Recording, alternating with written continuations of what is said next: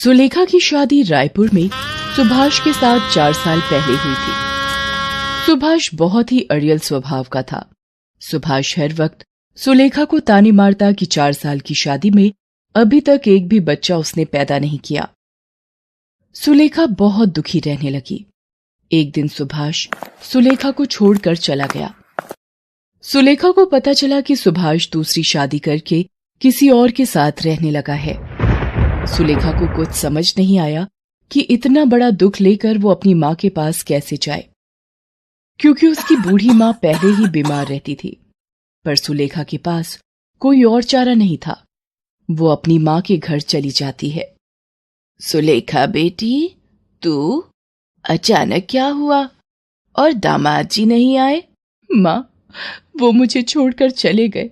उन्होंने किसी और से शादी कर ली क्योंकि मैं उन्हें बच्चा नहीं दे पाई। सुलेखा रोने लगती है।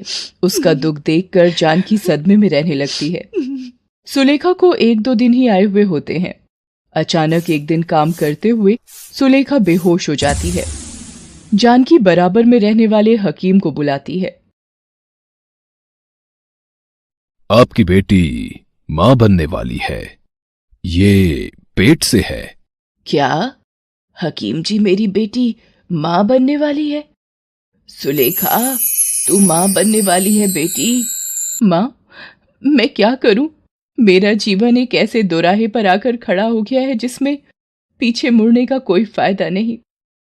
मुझे अब इस बच्चे के लिए खुद जिम्मेदारी संभालनी है। एक गर्भवती मां का प्यार मेरे बच्चे को मां बाप दोनों का प्यार देगा। सुलेखा के साथ जो भी गलत हुआ था वो उसको दोबारा याद नहीं करना चाहती थी। धीरे धीरे दिन बीतने लगे। सुलेखा को पैसों की जरूरत थी, इसलिए वो घरों में चौका बर्तन का काम करने लगी। सारा दिन घरों में काम करके वो थकी हारी घर लौटती थी। गर्भवती होने के कारण उसे काम करने में तकलीफ तो होती थी, पर उसे बच्चे के लिए मेहनत करनी थी। 9 महीने बाद सुलेखा एक बेटे को जन्म देती है। बेटे को देखकर सुलेखा की आंखों में खुशी के आंसू आ जाते हैं। बेटे के जन्म से मानो उसे जीने का सहारा मिल जाता है, पर सुलेखा की मां उम्र और बीमारी के चलते बेटी का साथ नहीं निभा पाती। सुलेखा की मां का देहांत हो जाता है। सुलेखा मां के बिना अधूरी हो गई थी। सुलेखा ने दोबारा काम पर जाना शुरू कर दिया। अब वो बेटे सुमित को भी काम पर साथ ही लेकर जाती। एक दिन, सुलेखा, तुम ये छोटे बच्चे के साथ काम पर आती हो, सारा ध्यान तो तुम्हारा इसकी देखभाल में ही लगा रहता है। ऐसे तो तुम कोई काम नहीं कर पाओगी। तुम अपना हिसाब कर लो, कल से काम पर मत आना। अब मैं क्या करूं? मेरे सारे घर धीरे धीरे छूट गए, पैसे भी खत्म हो गए। मुन्ना, रो मत, मैं तेरे लिए अभी दूध लाऊंगी। सुलेखा बेटे को लेकर दूध लेने चली जाती है। भैया, थोड़ा सा दूध मिलेगा? मेरा बच्चा बहुत भूखा है। मुफ्त में तो मैं तुझे दूध नहीं दूंगा। हाँ, एक काम कर, वो जो दूध के बड़े डिब्बे रखे हैं ना, हाँ, वो सारे डिब्बे अच्छे से धो दे और बदले में अपने बच्चे के लिए दूध ले जा। सुलेखा सारे डिब्बे धो देती है और अपने बेटे सुमित को दूध पिलाती है। मुश्किल भरे दिनों में भी एक मां ने अपना साहस नहीं खोया था। एक रात जब सुलेखा अपनी झुग्गी में सो रही होती है। अरे उठो उठो, सब बस्ती में आग लग गई है, झुग्गियों से बाहर आओ सब। अरे जल्दी उठो। सुलेखा, ओ बेटी सुलेखा, जल्दी से बाहर आ, झुग्गियों में आग लग गई है। अरे ये आग कैसे लगी? मैं कैसे झुग्गी से बाहर निकलूं? अरे मेरा बच्चा, मैं कैसे जाऊं इस झुग्गी से बाहर? दरवाजे पर तो आग है। ये चादर लपेट देती हूँ मुन्ना को। हाँ, ये ठीक रहेगा। सुलेखा जैसे तैसे सुमित को बचाते हुए झुग्गी से बाहर निकलने लगती है। तभी एक जली लकड़ी सुलेखा के मुंह पर गिर जाती है। सुलेखा अपनी परवाह किए बिना सुमित को झुग्गी से बाहर सुरक्षित ले आती है, पर सुलेखा का मुंह एक तरफ से आग की वजह से जल जाता है। सुलेखा के पास इतने पैसे नहीं थे कि वो अपने चेहरे का इलाज करवा पाए, इसलिए उसका चेहरा देखने में भद्दा हो जाता है। पर सुलेखा इस बात की बिल्कुल परवाह नहीं करती। उसे यही सुकून होता है कि उसने अपने बेटे की जान बचाई और भगवान की कृपा से उसके बेटे को कोई नुकसान नहीं पहुंचा। दिन बीतने लगते हैं। अब सुमित स्कूल जाने लगा था। और सुलेखा चाहती थी कि सुमित पढ़ लिख कर बहुत ही बड़ा आदमी बने, इसलिए वो दिन रात मजदूरी करके मेहनत करती रहती थी। एक दिन, अरे राजू आजा, रुक, मैं अभी अपनी कॉपी लेकर आया, तब तक तू कमरे में बैठ। नहीं सुमित, तू मुझे कॉपी यहीं दे दे, मैं अंदर नहीं आ रहा। वो तुम्हारी माँ को देखकर मुझे बहुत डर लगता है और रात को नींद भी नहीं आती। उनका चेहरा बहुत ही डरावना है। अच्छा ठीक है राजू। अरे सुमित, तुम्हारा दोस्त राजू आया था, पर घर के अंदर क्यों नहीं आया? वो आपके डरावने और बदसूरत चेहरे से घबराता है। सिर्फ वही नहीं, मेरे सारे दोस्त आपका इतना खराब चेहरा देखकर डर जाते हैं, मानो किसी भूत को देख लिया हो। तभी मेरा कोई दोस्त मेरे घर आने के लिए हाँ नहीं बोलता। आपकी वजह से मुझे बहुत शर्मिंदगी महसूस होती है माँ। पता नहीं मेरी जिंदगी में ऐसी माँ क्यों लिखी है। लोगों की माँ बहुत ही सुंदर होती है, पर मेरी माँ बदसूरत क्यों है? सुमित गुस्से में कमरे से चला जाता है। सुलेखा रोने लगती है, पर वो उस वक्त कुछ नहीं बोलती। समय ने अपनी चाल पकड़ी और सुलेखा की मेहनत से सुमित बड़ा होकर पढ़ लिखकर एक ऑफिस में नौकरी पर लग गया। सुलेखा को लगा कि शायद अब उसकी किस्मत के दिन पलटने वाले हैं। सुमित की नौकरी लग गई है और अब वो घर का खर्च भी उठाएगा और सुलेखा को आराम मिलेगा और वो बेटे का सुख भोग पाएगी। सुमित अपने ऑफिस की लड़की राशि, जिससे वो प्यार करता था, शादी कर लेता है। सुलेखा बेटे की खुशी की खातिर कुछ नहीं बोलती। एक दिन सुमित ऑफिस के काम से बाहर गया होता है। राशि अपनी कुछ सहेलियों को घर पर बुलाती है। माँ जी, आज मेरी कुछ सहेलियां लंच पर आ रही हैं।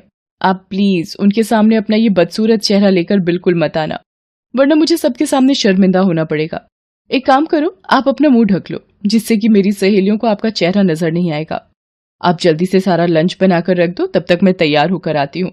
मेरी सहेलियां आने ही वाली होंगी। बेचारी सुलेखा कुछ नहीं बोलती और उदास मन से रसोई में खाना बनाने चली जाती है। दोपहर में राशि की सहेलियां लंच पर आती हैं और खाना खाने बैठती हैं।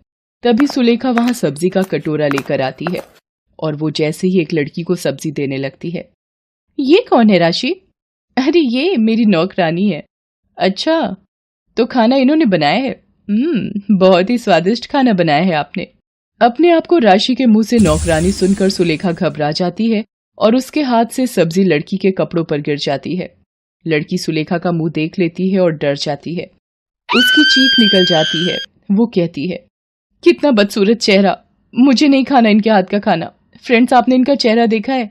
अगर देखोगे तो 10 दिन तक सो नहीं पाओगे। अरे ऐसे कैसे तुम लोग जा सकती हो? खाना तो पूरा खाकर जाओ। नहीं नहीं, हमें अब भूख नहीं है। हम लोग अब चलते हैं। करा दी ना मेरी बेइज्जती।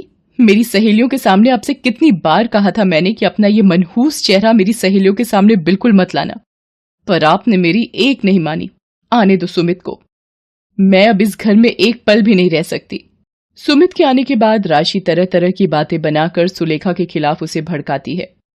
सुमित, अब मैं एक पल भी इस घर में और नहीं रह सकती। अगर तुमने अलग रहने का फैसला नहीं लिया तो मैं तुम्हें छोड़कर अपने मम्मी पापा के घर चली जाऊंगी। माँ, हम और अब आपके साथ नहीं रह सकते। हमारा भी अपना जीवन है, हमारा भी अपना अलग परिवार बनेगा। जब हमारे बच्चे होंगे और आपका ये बदसूरत चेहरा देखेंगे तो शायद वो भी शर्मिंदा होंगे। इसलिए यही सही रहेगा कि हम आपसे दूर हो जाएं। मैं राशि को लेकर जा रहा हूं, हम आज से अलग रहेंगे। पर सुमित बेटा, मैं तुम्हारे बिना कैसे रहूंगी? मेरा तो जीवन ही तुमसे है बेटा। मेरी तो हर सुबह हर शाम तुम्हें देखकर ही होती है। तुम्हारे बिना मैं जिंदा नहीं रह पाऊंगी मेरे बेटे, मुझे छोड़कर मत जाओ। सुमित सुलेखा की बात को नहीं मानता और राशि के साथ अलग घर में रहने चला जाता है। सुलेखा सुमित के जाने से बहुत दुखी हो जाती है। सुमित के बिना जीवन काटना सुलेखा के लिए एक सजा थी। एक सुमित ही तो था जो उसके जीने की आस था। सुमित के जाने के दुख से सुलेखा बीमार रहने लगी। उधर सुमित राशि के साथ दूसरे घर में रहने लगता है। एक दिन सुमित ऑफिस में होता है, तभी उसे अचानक हार्ट अटैक आ जाता है। उसके मुंह से मां शब्द निकलता है। मां, बहुत दर्द, मां। सुलेखा सुमित के गम में बेहोशी की हालत में उसे याद कर रही थी। पड़ोस की श्यामा मौसी उसके साथ बैठी थी। ऐसा लग रहा है जैसे मेरे बेटे ने मुझे पुकारा हो, जैसे वो किसी तकलीफ में हो। मैं आ रही हूँ मेरे बेटे, तू चिंता मत कर, मैं आ रही हूँ। क्या हुआ सुलेखा? अरे ये तो बेहोशी की हालत में हो रही है और तेज बुखार भी है, लगता है इसे अस्पताल ले जाना होगा। श्यामा मौसी कुछ लोगों की मदद से सुलेखा को अस्पताल ले जाती हैं। वहां डॉक्टर सुलेखा का चेकअप करता है। तभी एक नर्स वहां आती है। डॉक्टर, एक इमरजेंसी केस आया है। कोई मिस्टर सुमित है, उनकी वाइफ मिसेस राशि उनके साथ हैं। मेरा बच्चा सुमित? डॉक्टर, पहले आप उन्हें देखो, मेरी चिंता मत करो। डॉक्टर सुमित को देखने लगता है। वो राशि से कहता है, देखिए, हमें जल्दी ही एक हार्ट की जरूरत है। इनका हार्ट पूरी तरह से डैमेज हो रहा है। अगर इनका हार्ट नहीं बदला गया तो इनकी जान भी जा सकती है।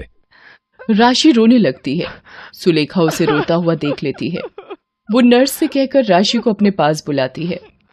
राशि, रो मत बहू, मेरे होते हुए मेरे बच्चे पर आंच भी नहीं आ सकती, तुम चिंता मत करो।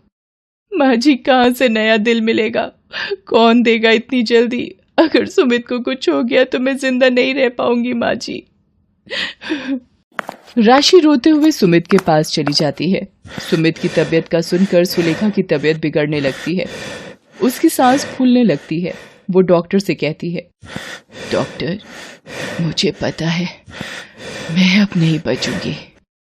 आप मेरा एक काम करना, मेरा ये दिल मेरे बच्चे को दे दो। मेरे सुमित को बचा लो डॉक्टर, मेरे सुमित को बचा लो। सुमित को होश आ जाता है। डॉक्टर उसे कहता है, ओह गुड मिस्टर सुमित, अब कैसा फील कर रहे हैं आप? सुमित, अब आप बिल्कुल खतरे से बाहर हैं। डॉक्टर ने कहा है आपको कुछ ही दिनों में छुट्टी मिल जाएगी। राशि, मुझे किसने बचाया? मुझे बताओ। मेरी जिंदगी पर उनका बहुत बड़ा एहसान है। सुमित, जब आपको अस्पताल लाया गया उस वक्त आपकी मां भी अस्पताल में थी। उनकी तबीयत बहुत ज्यादा खराब थी। उन्होंने जब आपके बारे में सुना, आज जो दिल आपके अंदर धड़क रहा है वो आपकी मां जी का है। मां, इतना बड़ा बलिदान मुझ पापी के लिए क्यों मां, क्यों? मुझे माफी मांगने का हक भी नहीं दिया मां। मेरी जिंदगी बचाने के लिए तुमने अपनी पूरी जिंदगी लगा दी मां। मुझे माफ कर दो मां, मुझे माफ कर दो।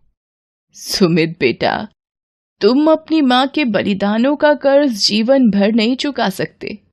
तुम अपनी मां के जिस चेहरे को बदसूरत कहते थे, उस चेहरे पर जले का निशान बचपन में तुम्हें आग से बचाते हुए सुलेखा को मिला था। वो खुद आग की चपेट में आ गई थी, पर तुम्हारी मां ने तुम्हें कुछ नहीं होने दिया। सुमित श्यामा मौसी की बात सुनकर बहुत रोता है। राशि भी अपने किए पर बहुत दुखी थी।